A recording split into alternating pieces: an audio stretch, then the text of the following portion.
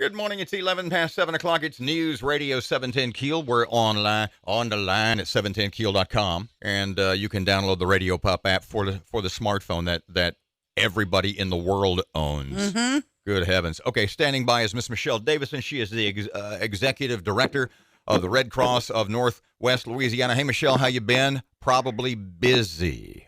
It has been a busy couple of days. This has been kind of an unprecedented disaster for our area. Michelle, tell us where you have shelters operating now. I know y'all that's fluid, but now you're pretty set, right? Right now, the two big shelters we have in Northwest Louisiana are at Bossier Civic Center and at Southern University. And we encourage people, even if you don't think you need to stay at the shelter, even for some of these neighborhoods that are evacuating, if you just need a place to come and regroup and figure out what your next plans are, they're available. And that's a safe, warm, dry place. We can get you snacks and food and taken care of while you make your other plans. Ms. Michelle, pardon me, you made an interesting point just a second ago. You said this is unprecedented in the sense of how it affects not only the people in the Arklatex, but you at the Red Cross in the sense that it is unprecedented. What did you mean? How is it different from, say, the floods we had last summer or something sudden like a tornado? How is it different?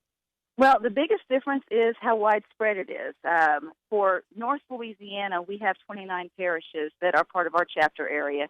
And right now I have damage in at least 23 of 29 parishes and shelters open in more than half of those. They're getting pounded right now in South Louisiana, and so Baton Rouge and Tangipahoa and St. John's, they're beginning to open shelters and have flooding needs as well. So this one actually will end up affecting pretty much the entire state and almost every parish in the entire state. How many people do you have staying at the two local shelters? Right now we have about 70 people total between the two shelters.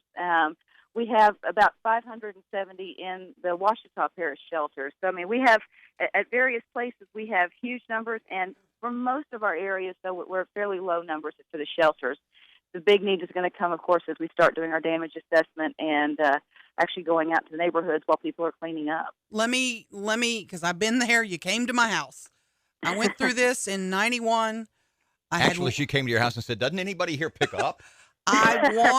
I want folks to know that the Red Cross response after the fact, it's great that you have the shelters and you're feeding and providing needs, but the things that you're going through now, keep some documentation of it, make notes, take pictures, because you guys came in, you literally bought me a bed, and y'all do things that people wouldn't even imagine you do. Explain that.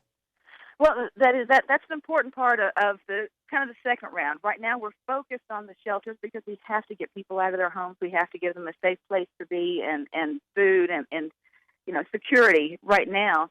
But after the fact, everybody has to clean up, and even people that have 6 inches of water, or less, this is a nasty cleanup. And so, a large part of Red Cross's job is to support the families that are affected with the needs that you have. And so, it may be just helping with things like cleanup kits and providing you some water and some meals while you're, trash bags and gloves and things like that we did very heavily during the Red River floods, and kind of repeating that over again.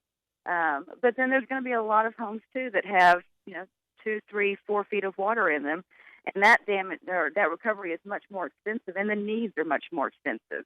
At 6 inches you may not have lost your bed, but at 4 feet, I guarantee that you did. Yeah, absolutely. And so those needs change as the waters go up. And you mentioned 91. 91 is actually a good comparison because that's the last time that we had the entirety of North affected.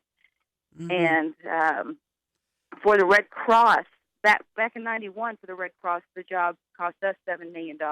That's what I was going to ask you just next. The Red Cross part. You need donations of money, but there are a lot of people who want to go to the shelters and bring things. If they're doing that, what do they bring? What should they bring?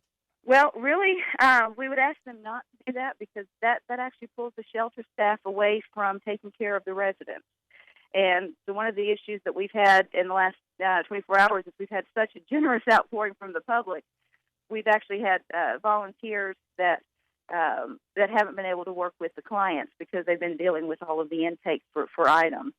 So right now, the very best thing you can do is a financial donation. If you have food items that you want to give, the Salvation Army, we're working closely with them to feed our shelter participants. So any kind of food items, they would be a great outlet for. The Northwest Louisiana Food Bank would be a great outlet for food items.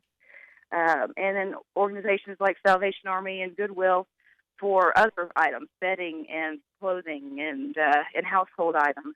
Again, we partner with these agencies to provide those services, and they already have the mechanism in place to be able to handle those donations. So that's really the best place to direct your physical item donations. Do you need volunteers still? I know you will probably in the aftermath, Yes. but what do we do if we want to help in that direction?